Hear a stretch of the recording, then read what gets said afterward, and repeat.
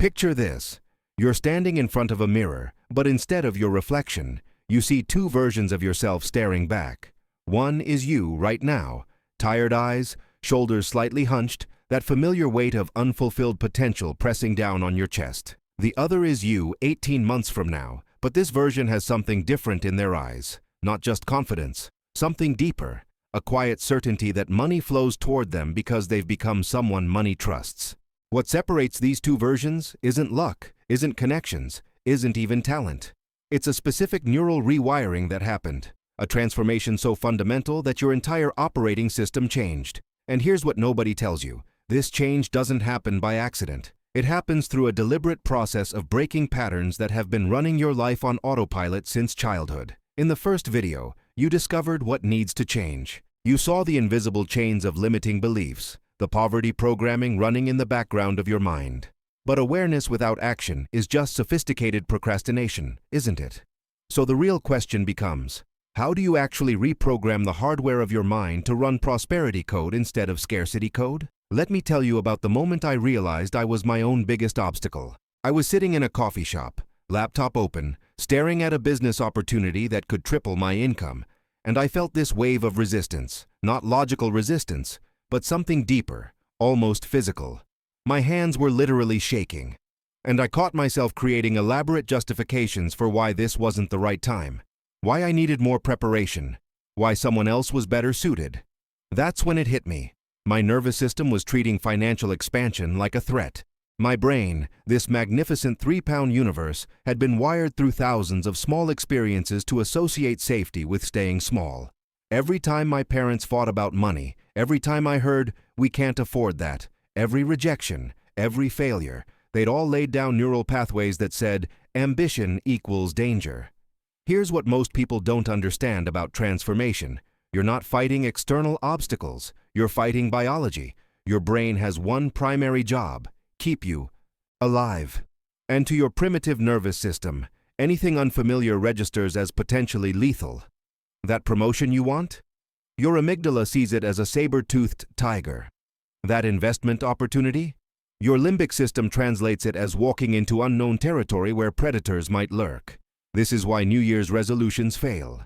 Why you can watch 100 motivational videos and still wake up unchanged.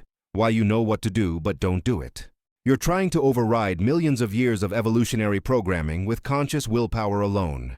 And willpower, as powerful as it feels in the moment, is a finite resource that gets depleted by lunchtime.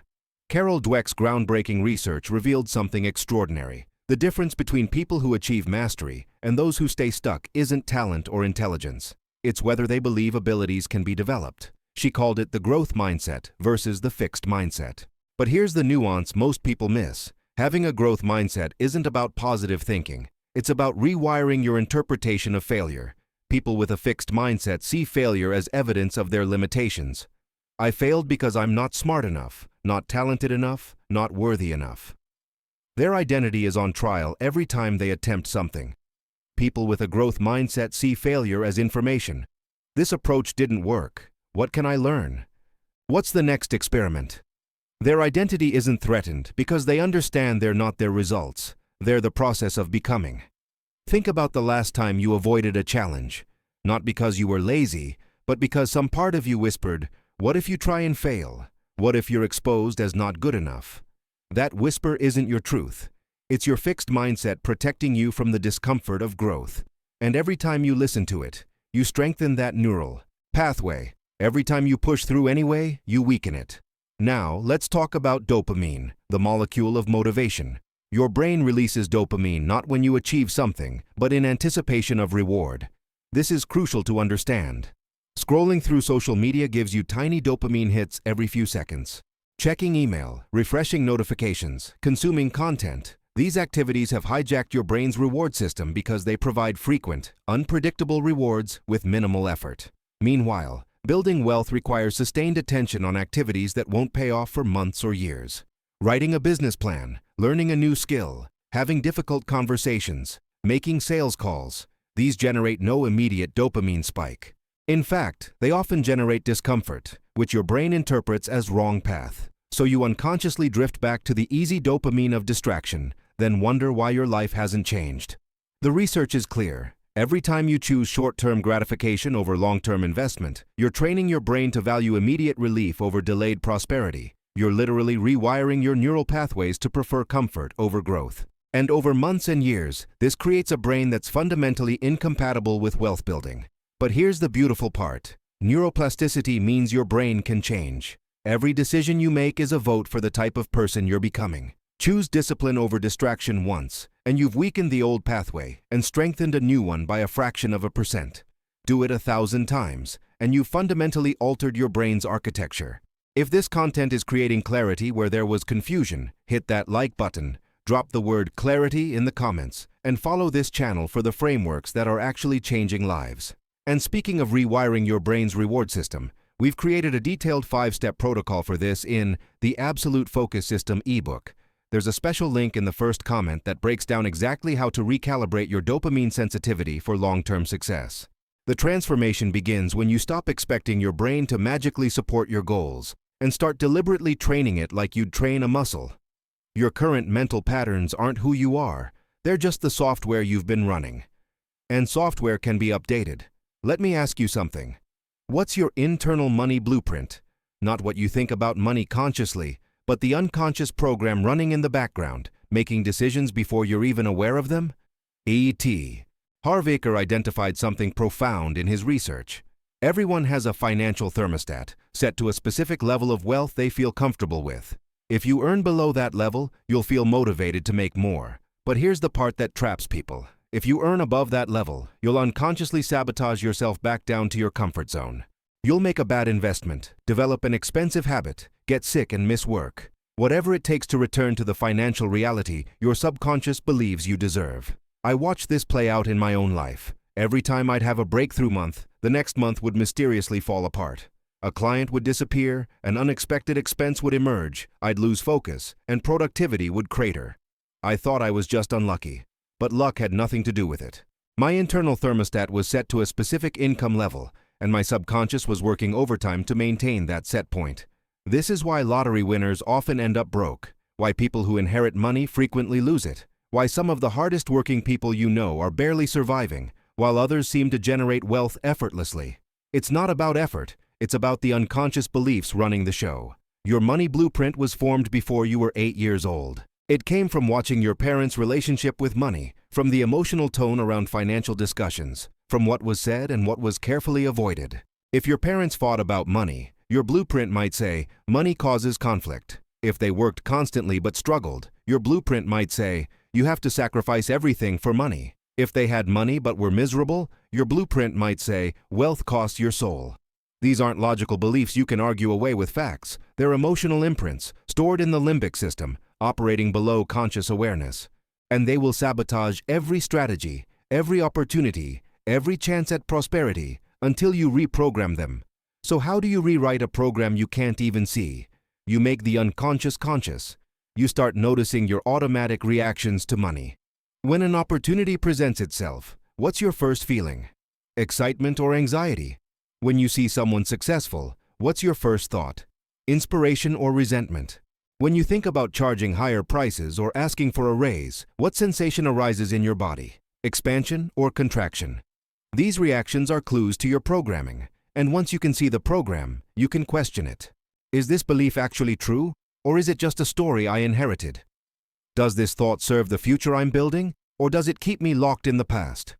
If I were already the person earning 10 times what I earn now, how would they think about this situation? This is where James Clear's concept of identity-based habits becomes transformative. Most people focus on outcomes. I want to make $100,000. Or on behaviors. I need to work harder. But the most powerful level is identity. I am the type of person who creates wealth. Every action you take is a vote for the type of person you're becoming. Choose the difficult task over the easy distraction.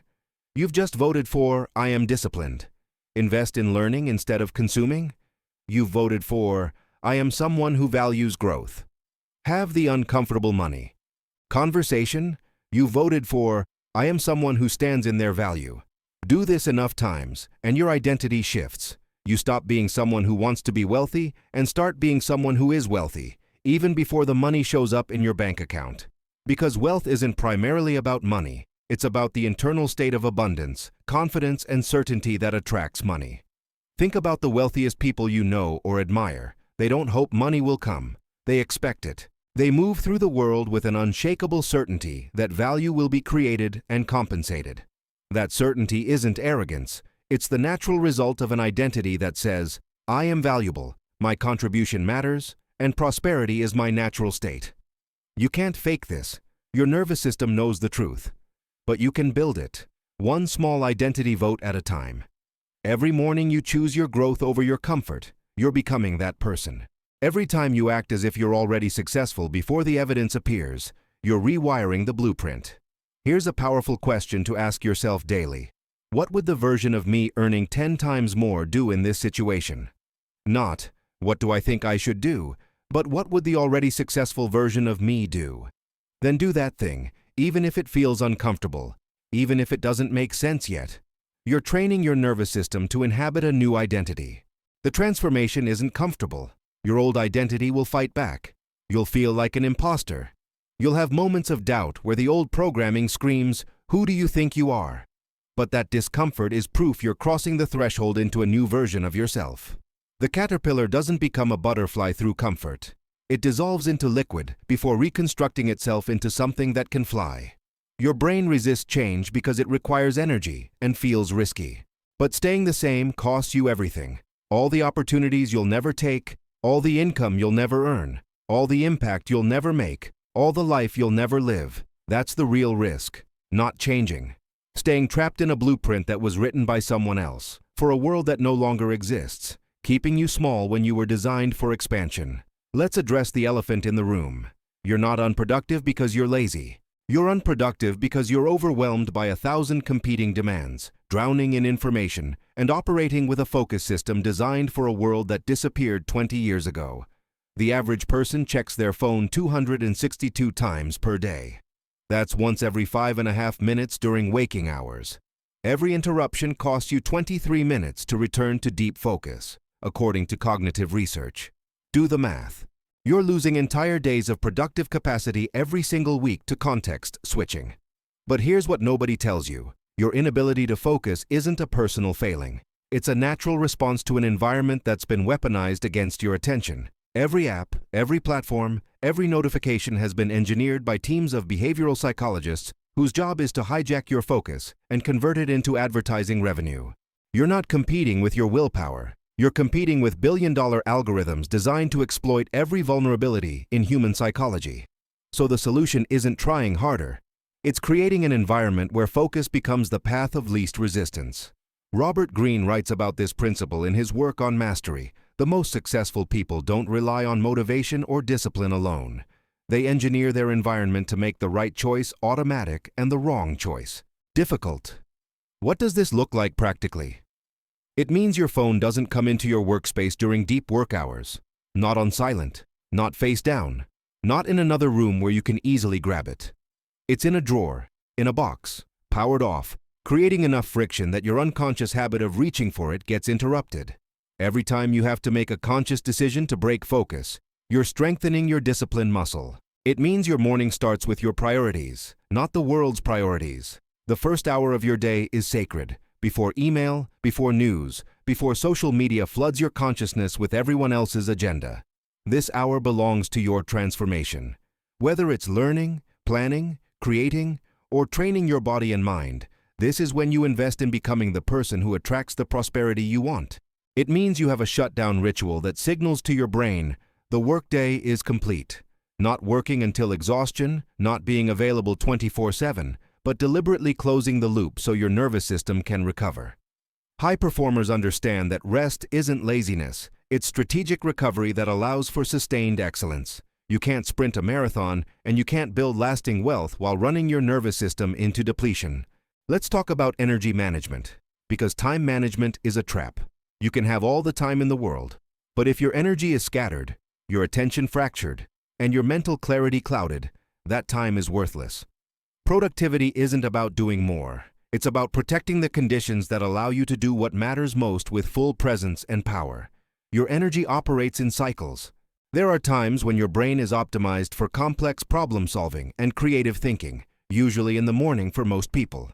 There are times when you're better suited for routine tasks, communication, and administrative work, often in the afternoon.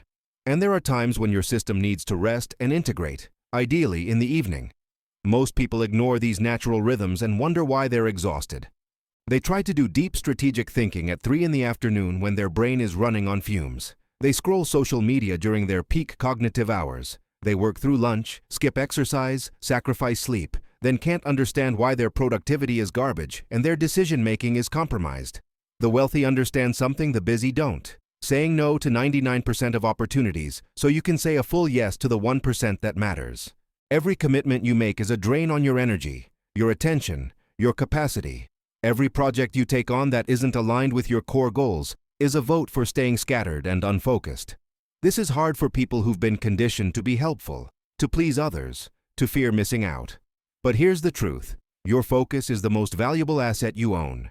More valuable than money, because focus can create money. But money can't create focus. Every time you let someone or something pull your attention away from what truly matters, you're trading your prosperity for their agenda. So you need filters. Criteria for what gets your yes and what gets your no. If an opportunity doesn't directly contribute to your core transformation, it's a distraction, no matter how good it sounds. If a request doesn't align with your highest value activities, it's a no, no matter who's asking.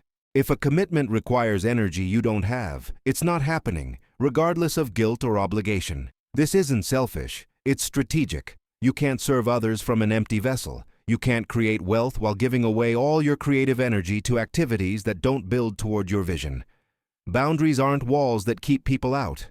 They're containers that allow your power to concentrate instead of dissipate.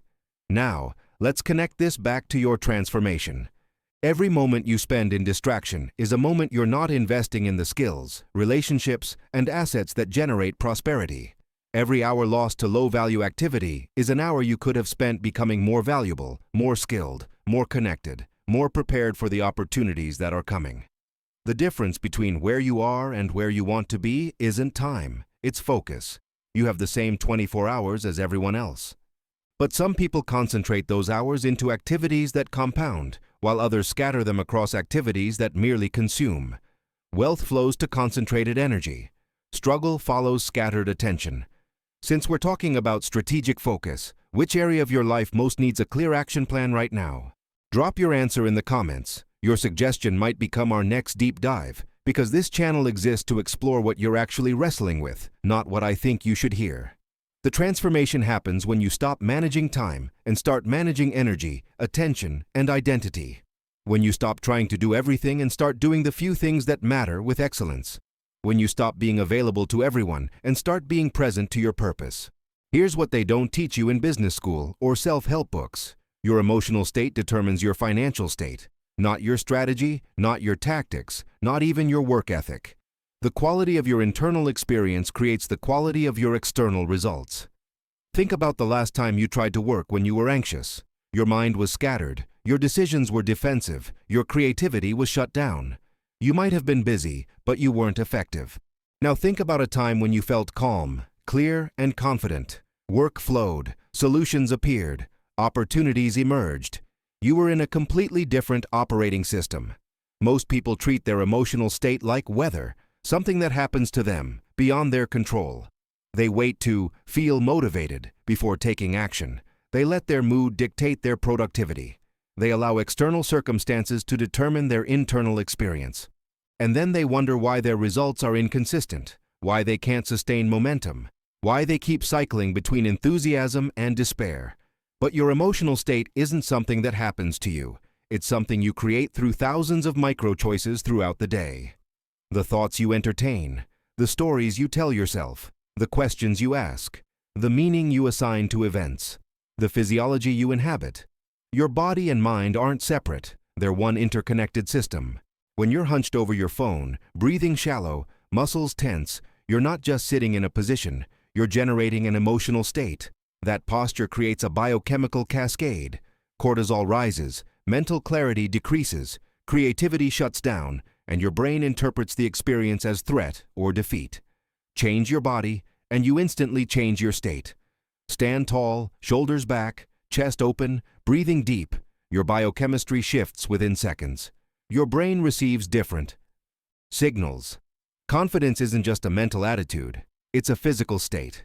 Power isn't just psychological, it's postural. This is why elite performers have rituals. Not because rituals are magical, but because they're state management tools. Before a critical meeting, a high-stakes decision, a challenging conversation, they don't just wing it.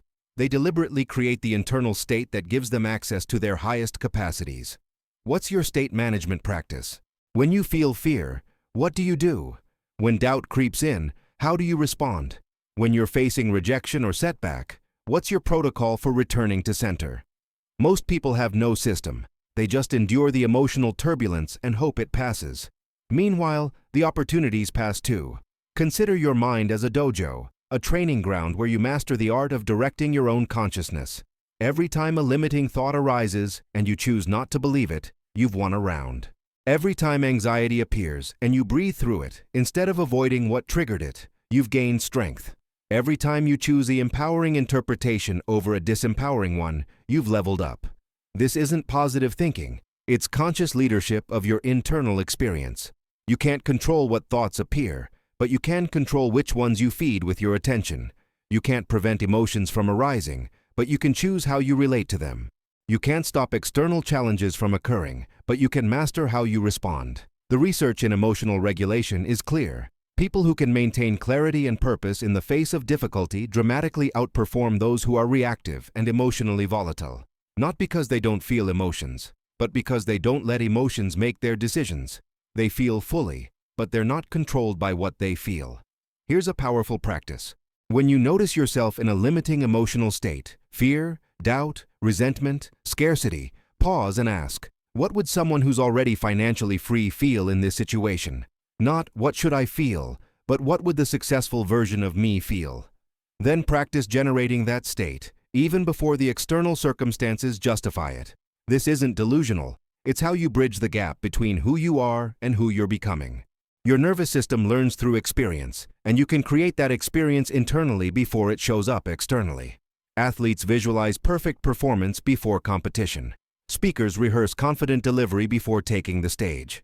You can embody prosperity before the bank account reflects it. But here's the challenge. Your ego wants the evidence first. It says, I'll feel abundant when I have the money. I'll feel confident when I get the promotion. I'll feel worthy when I achieve the success.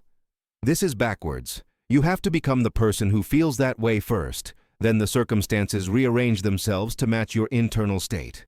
This isn't law of attraction mysticism, it's basic psychology. Your emotional state determines what opportunities you notice, what risks you're willing to take, what conversations you initiate, how you present yourself, and whether you persist or quit when challenges arise. Change your state, and you change your actions. Change your actions, and you change your results. The ultimate prosperity practice isn't found in a spreadsheet or a business plan. It's found in your capacity to remain clear, purposeful, and energized, regardless of circumstances. It's the ability to transmute fear into fuel, to transform setbacks into feedback, to convert obstacles into opportunities. This is the inner strength that makes everything else possible. Your external prosperity will never consistently exceed your internal prosperity. You can't hate yourself into wealth. You can't shame yourself into success. You can't operate from depletion and expect to create abundance. The foundation of lasting financial freedom is a nervous system that feels safe enough to expand, confident enough to take intelligent risks, and resilient enough to persist through the inevitable challenges. So here we are. You've journeyed from awareness to understanding to capability. In the first video, you discovered the invisible programming that's been running your life, the limiting beliefs, the scarcity mindset, the internal barriers that masquerade as external obstacles. Today, you've learned how to dismantle those patterns and install new ones, how to rewire your brain for prosperity, how to reclaim your focus from the forces trying to fragment it, how to master the emotional states that determine everything. But knowledge without implementation is just entertainment. Understanding without action is sophisticated procrastination. You can watch 1,000 videos, read 100 books, attend every seminar, and still wake up in the same life if you don't cross the threshold from learning into becoming. The transformation you're seeking isn't going to happen to you. It's going to happen through you, by you, because of you. Every single day, you're either voting for the old version of yourself or the new one. Every choice, every action, every thought, it's a vote. And the version that gets the most votes wins. Right now, your old identity is fighting back. It's whispering that this is too hard, that you're not ready, that you should wait until circumstances are better. That voice will always be there. It's the voice of homeostasis, your system's desperate attempt to return to familiar patterns, even if those patterns are destroying you. You don't need that voice to go away. You just need to stop letting it make your decisions. The mental reset you need isn't a one-time event. It's a daily practice. It's the discipline to choose growth over comfort when your entire nervous system is screaming for the familiar. It's the clarity to see opportunity where others see risk. It's the inner strength to persist when results haven't shown up yet. It's the prosperity consciousness that understands abundance is a state of being, not a condition of having. Think about where you were when you started this series. The confusion, the frustration, the sense of working hard but not getting ahead. Now think about where you're going. Not someday, not eventually, but right now, with the tools and understanding you've gained. You know what needs to change. You know how to change it. The only question left is, will you? In the final video of this series, we're going to bring this home. You'll discover how to take everything you've learned and translate it into strategic action. How to make decisions from your future self instead of your past conditioning. How to build a prosperity system that compounds. How to create a vision so compelling that your transformation becomes inevitable. We're going to talk about legacy, not just what you accumulate, but what you become and what you leave behind. This trilogy was designed to give you the complete map, awareness of the problem, the process of transformation, and the architecture of lasting prosperity. But maps don't move you. You have to take the journey, and the journey continues in video 3, where everything comes together. Before we close, I want you to do something. I want you to declare, not hope, not wish, not try, but declare in the comments one powerful decision you're making today to realign your life with prosperity. Not something you'll consider, not something you'll attempt when the time is right, but something you're committing to now, in this moment, that represents your vote for the new version of yourself. Your word is your first contract. It's the declaration that transforms intention into momentum. So declare it. Make it real. Let this community witness your commitment and hold space for your transformation. If this journey is resonating with you, this is your moment. Not to passively consume, but to actively participate in your own evolution. Hit subscribe, because the final chapter is going to complete what we started. And your clarity, your discipline, your inner strength, your prosperity, they're all waiting on the other side of the action you take today. The silent mistake that's been destroying your prosperity? It's been the gap between knowing and doing, between understanding and embodying, between wanting and becoming. Close that gap. The transformation isn't coming. You're creating it, right now, with every choice. Part 3 awaits. The conclusion of your awakening. The beginning of your mastery. I'll see you there.